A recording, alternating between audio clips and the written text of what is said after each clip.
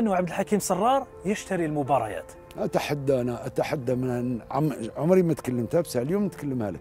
ما دام هذه جات في المفاجآت والأسرار، وحصة لي طري سامباتيك خارجة من سينجيم، لعبتوا 4-3-3 وما هم الانتدابات والأسئلة الكلاسيكية. اليوم رانا في جو آخر، كي نقولها وراني متأكد راح يكون ربما لا خرجت في الفيسبوك، راح يكون ردة فعل تاع أصحاب التواصل الاجتماعي. نتحدى أي نادي من هذا المكان، نتحدى أي نادي، أي رئيس، أي لاعب تقدمت لي أنا وقلت له أعطينا المباراة مقابل كذا أو كذا، أتحداهم.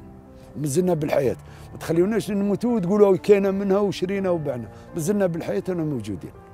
عمري ما شريت مباراة تاع كرة القدم كرئيس نادي وفاق سطيف، أو رئيس اتحاد بالعباس، أو رئيس مدير عام لاتحاد العاصمة.